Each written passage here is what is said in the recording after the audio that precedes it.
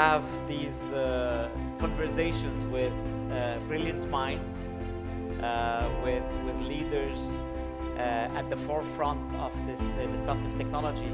I met Shayan just this week, and we had two conversations, that each of them could have gone for hours, because you cannot get enough from listening to someone who has the actual experience of digital transformation, the actual experience of building innovation inside of large companies that are usually bureaucratic and usually not very good for innovation. So let us start there, Shayan. Tell us a little bit about yourself, a little bit about your story, and how did you get to lead digital transformation in one of the largest banking institutions in the world? Well, thank you. It's an honor to be here with you, and an honor to be here at this event. I think I'm really kind of floored by the energy there is in Dubai. You can feel that something very big is happening. It's very palpable. So I really look forward to our conversation today. So thanks for having me, Alaa. My journey with HSBC is almost 2 decades in about 7 markets across the world. Probably changed about 7 jobs in that time. So it never feels very boring. It feels like the environment is changing, things are happening. So, I really enjoy the flexibility that the organization provides. So I've never really had to look outside, because you have that ability to navigate the organization and do things internally, which is kind of something we'll touch on later. But digital and technology have always played a key role in any aspect of job that I've done within the organization. And it was just recently that people realized that there's an opportunity to give it space and give it attention and give it time. And therefore, we created this role so that we could actually start looking at, and I always say these 3 numbers, 3 to 5 years ahead. And it's a tendency that people have is that we get wrapped up very much in technology and not into the problems that it's trying to solve. And then within the financial sector, there are still a lot of big inefficiencies that we want to approach and attack with technology. But I think we need to spend time identifying what those are, and this job has a huge role to play in that aspect. And HSBC in and of itself is putting a lot of time, energy, resource, and investment behind that. Awesome.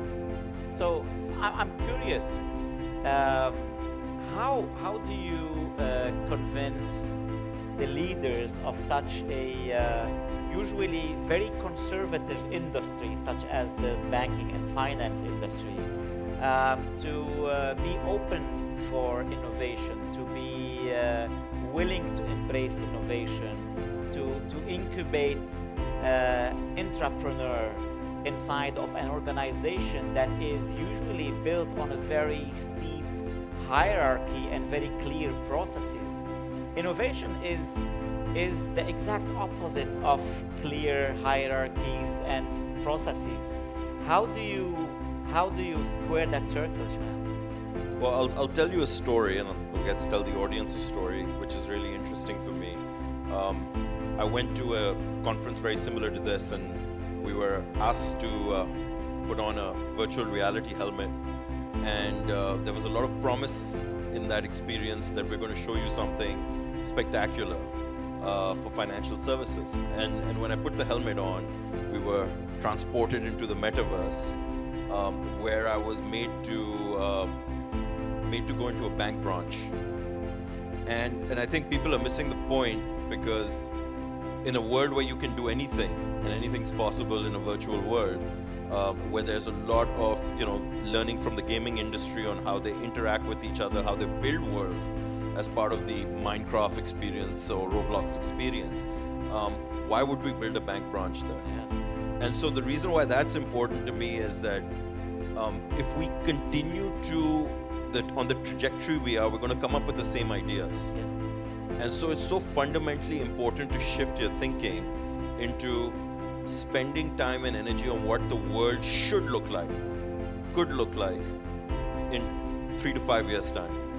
So anybody who's only focused on the next quarter or within the end of the year is not realizing the very, or rather hugely disruptive things that are going to happen in 3 to 5 years' time. And we need people sitting in that future. Yes. And that is what I think that large organizations aren't doing enough of. Yes. I don't think enough governments are doing that either. So we have a responsibility to do that. And so large organizations like HSBC, for example, recognize that we have to put time and energy towards what the future should and could look like. Absolutely. I mean, it's you put it beautifully. There's these large organizations, whether in public and private sector, they always look at the long term versus short term as a trade-off, right? And they think that if they look a lot ahead to the future, they're going to trip on the day-to-day, on the operations, on the next quarter, on the next, stock, on the next call and earnings call. But actually, the way to resolve this is to have advisors and have departments and have thinkers and doers like you do for HSBC, free from the shackles of day-to-day operation and only thinking long-term to know which position to assume for the... No, absolutely. And I think, being in Singapore is very helpful for that. So I'll start off with the first C, and why I mentioned Singapore is because it is hugely collaborative. Yes. And not collaboration for the sake of collaboration, but government-led collaboration. And I know that Dubai has similar intentions and similar projects that are supported by strong government and backed by policy that would allow for experimentation and collaboration to occur. So 4 projects which are really, really powerful across 4 emerging technologies. There's a project run by the Monetary Authority of Singapore called Project Guardian, focusing on digital assets. There's a project which is called Project Mindforge, focused on artificial intelligence, but purely at this stage on governance and regulation. There's another which we've just kicked off and signed off an MOU with the central bank on quantum computing. And by the way, I'll say this to this group here, that in 5 years' time, we're going to be having a conference around quantum computing, and we'll forget a little bit about AI. So things will be changing very, very quickly, but now's the time to get into that experimentation. And the 4th one is Project Greenprint, which focuses on sustainability platforms. Each of these projects is run by have been initiated by the central bank because they have convening power and orchestration power. It's got my biggest competitors sitting across the table from me. It's got the biggest tech companies, the most progressive fintechs, all in one room, trying to solve for what the future should look like.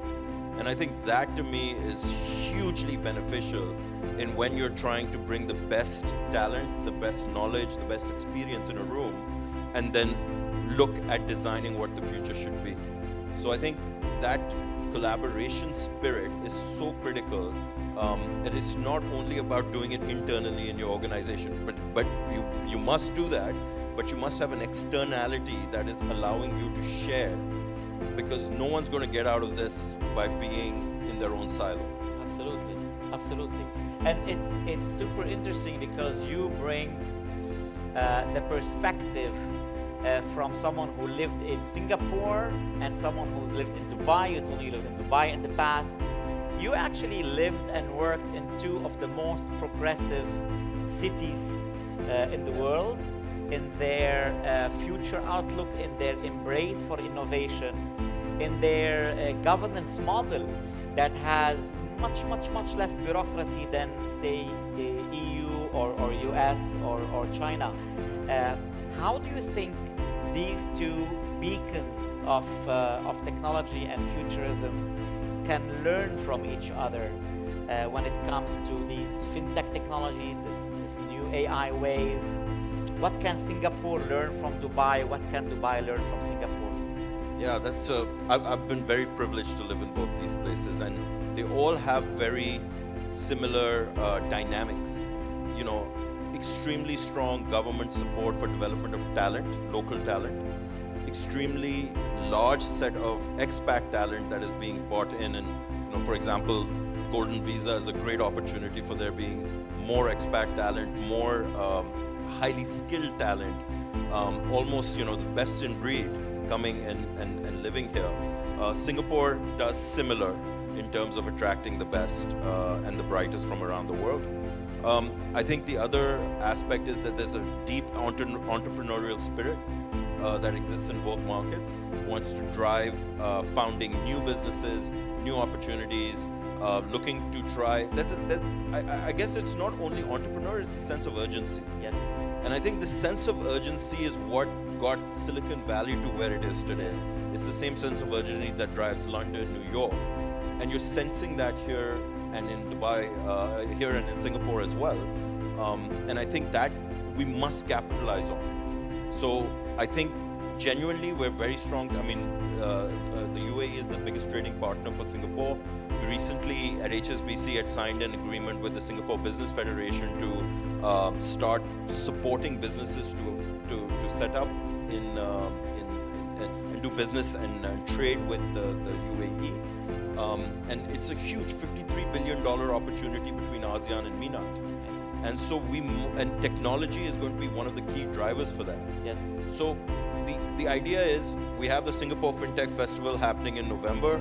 I would encourage everyone to come and spend some time there. This exchange of ideas on these massive platforms like the AI Festival here, the Singapore FinTech Festival with 66,000 people, over 120 countries represented. That's where we're going to start creating synergistic value for each other across the two nations. So let's use these platforms. But I would also go and say that we're still far away from Silicon Valley in terms of size and scale. That's, if you think about the number of startups registered in Silicon Valley, the number, depending on which articles you're reading, is about 25,000. Singapore, UAE, probably 2,000 to 3,000, around that range. So there's a long way to go to look at the best, but we must push ourselves to look at those levels. VC funding over $220 billion for the Silicon Valley ecosystem. We're not there. Singapore's about $4 billion. So there's a huge gap. And so we must be driving our attention towards building some of the world's best startups, the world's best ecosystem, and we must be setting long-term goals, which are really, really big, hairy, and audacious. Wow. Too much to unpack. Yeah. You give us a lot, and I could build at least on two of the main key points that you mentioned in that last answer. One of them is when you said, again, going back to the first C, which is collaboration. It's not only between the banks and the central bank and the fintechs. It's also collaboration between different regions. And you said there's a $53 billion dollars opportunity, but you didn't say between Dubai and Singapore. You said between ASEAN and MENAT. So Singapore has already become the center for the ASEAN economy, not just the Singaporean economy. Yes. My first question is, how do we do this in Dubai and become the MENAT FinTech and the MENAT AI, not just the UAE or the GCC AI and Web3 hub? Yeah, well, I think infrastructure is something that's really, really important. And right now, for example, in Southeast Asia, we're working on programs like Project Nexus. It's in the public domain. It's run by the Bank of International Settlements. And it's instantly connecting the payment networks across all of the ASEAN markets. And it's going to expand more than that, but at this stage, that's the number. That's the number of markets in it. And if you think about, if you want to make a payment to Thailand today or to India, you can do that instantly from your mobile phone out of Singapore.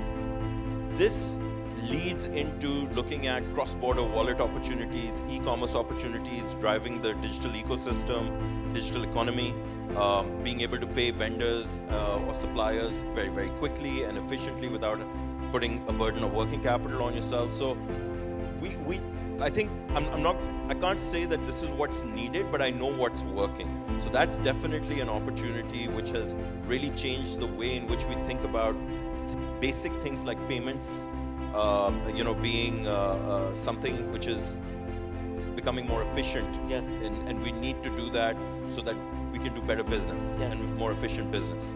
I think the second one is digital identification. I think we're working on that as a ASEAN economy under the Digital Economy Framework Agreement. And digital ID provides you, and India is a great example of that. You're looking at UPI, how it revolutionized innovation there. That digital identification across a broader region, cross-border, allows for the validation of who you're speaking to, who you're connecting with, and it gives you the safety to know that you can transact. Yes. So that's probably a long list of this. I can't do that in the time we have, but I think baseline foundations must be government-led, supported by the private sector, and then on top of that, innovation will come. Absolutely. But if we are kind of siloed or closed door and competitive even before you are linked, you won't get to that opportunity. Yes. That's been an observation. Brilliant. I mean, I love that you mentioned these two examples. I'm going to focus again on the first example, which is Nexus, because we talk a lot when we talk FinTech about B2C, and the example you're giving is more B2B, is how these new FinTech tools and innovation, they're disrupting trade finance, they're disrupting the end-to-end supply chain and the financing step across all of them, because that's always been a pain for anyone involved, from the customs to the banks to the shippers to the buyers and sellers. And they were a pain because we were still using mainframes from the 1960s and Swift railways. And then you have these innovators and entrepreneurs who say, let me bring you to the 21st century.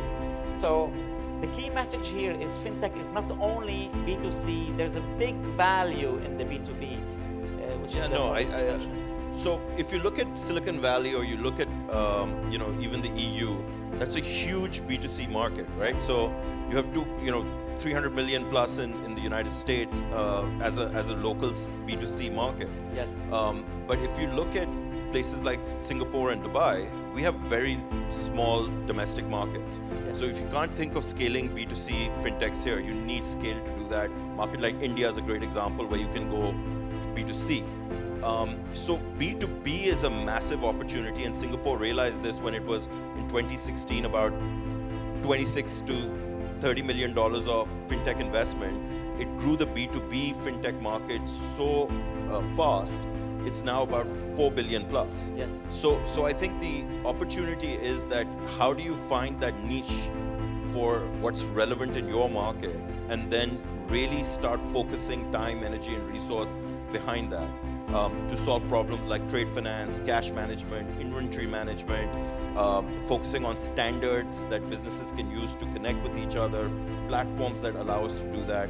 And I think that's really been a huge success for Singapore. Beautiful. And something that can be easily mirrored in Dubai, because both of them are trade hubs for the region. Absolutely. Both of them, trade finance is a big part of the banking offerings for the trade. 100%. I mean, you can pick up any shipping company here and ask them where the inefficiencies are, and they'll give you a list as long as my arm to say this needs to be digitized, whether it's documentation, whether it's tracking shipments, whether it's going down to the level of container. There is a lot of innovation there, but it will always have downstream impact on financial services. Yes. Right? So trade finance is going to be linked to other sectors, and so that cross-sector synergy is really where you're going to get an opportunity to start co-creating unique solutions for your specific innovation problem. Absolutely. As Elon Musk said a couple of days ago in his latest panel, it shouldn't be faster to build a giant spaceship than to push a paper across a couple of government departments. I think both the cities that you lived in and that are closest to your hearts, Singapore and Dubai, nailed the fact that bureaucracy should be minimal, that government should not be a giant slow machine, but act more as an agile, entrepreneurial-minded startup. And that's what you're 100%. saying here. 100%. I think there's huge opportunity in both these markets to do that. I know we're out of time. I'll be remiss if I don't talk about the other 4 C's. So if you give me like 10 seconds, I'll just talk about that. Well, 10 seconds per C. So the 4 things that we need to actually shift cultures now into first principles thinking in organizations is creativity, compassion, collaboration, and consistency. And I will say the last thing is be okay with failure, because it's going to happen when you're going to innovate. So take about 20% of your investment, resources, and time and let them be as creative as possible. Don't lock them in a room, call it an innovation lab, put a picture of Steve Jobs and let them be there. You've got to embed them into the organization, because that's where the magic will happen. They will become influencers for everyone else. So on that note, I'll stop. There you go. See what I mean when I told you I can listen to this man for hours. Thank you, Shayan. Thank you, ladies Thank you and very gentlemen. much, Alaa. And we don't want to be rude to the next panel and speakers. So Thank you, everyone. have a nice rest of the day.